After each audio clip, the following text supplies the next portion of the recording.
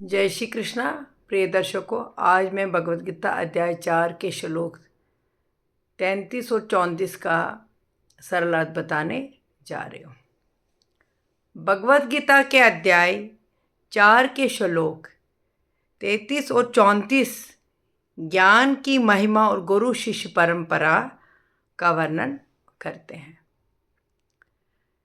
श्लोक 33 बताता है कि वस्तुओं के दान से बढ़कर ज्ञान का दान यानी कि ज्ञान यज्ञ श्रेष्ठ है, क्योंकि अंततः सभी कर्म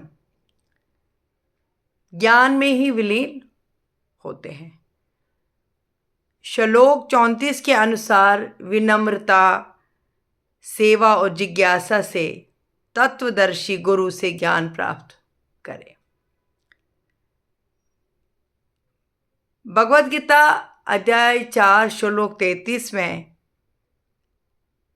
कृष्ण कहते हैं, हे अर्जुन, भौतिक वस्तुओं से किए जाने वाले यज्ञ की तुलना में ज्ञान यज्ञ, ज्ञान का प्रसार और आत्मज्ञान कहीं अधिक श्रेष्ठ है।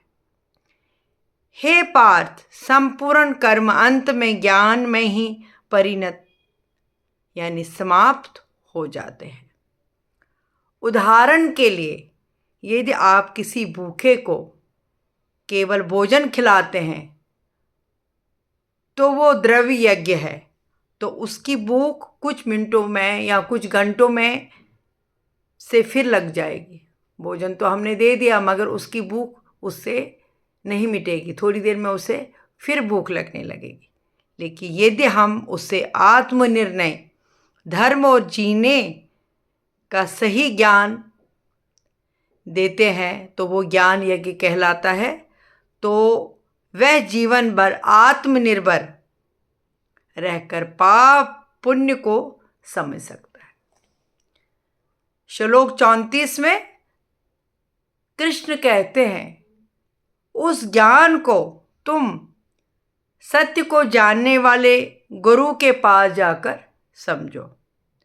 उन्हें दंडवत प्रणाम, विनम्रता पूर्वक सेवा और जिज्ञासा होकर प्रश्न करने से वे ज्ञानी पुरुष तुम्हें ज्ञान का उपदेश देंगे।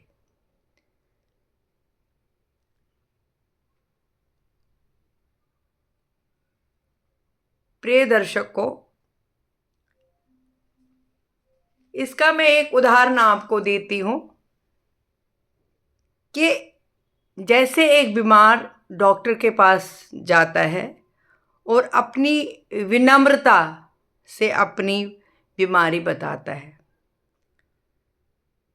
और सही प्रश्न पूछता है, तब डॉक्टर उससे ट्रीटमेंट या उपचार उसे ज्ञान के रूप में देता है। इसी प्रकार सांसारिक दुखों को दूर करने के लिए गुरु की शरण में विनम्र होकर ज्ञान सीखना आवश्यक है। यानी कि हमें सांसारिक दुखों को दूर करने के लिए हमें गुरु की आवश्यकता है और हमें इसके लिए गुरु के शरण में जाना है, वो भी ज़रूरी है।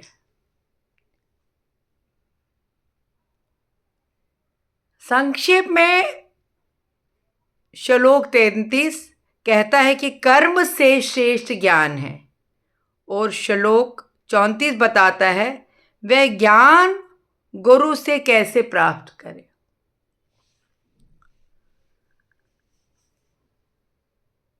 प्रिय दर्शकों, इन दोनों श्लोकों का 33 और 34 का अगर आपको मेरा ये वीडियो पसंद आया हो तो इसको लाइक और शेयर और कमेंट करके मुझे बता दीजिएगा। इससे मेरा और हौसला बढ़ेगा। खुश रहिए, स्वस्थ रहिए, हंसते रहिए और गीता का ज्ञान बांटते रहिए। जय श्री कृष्ण।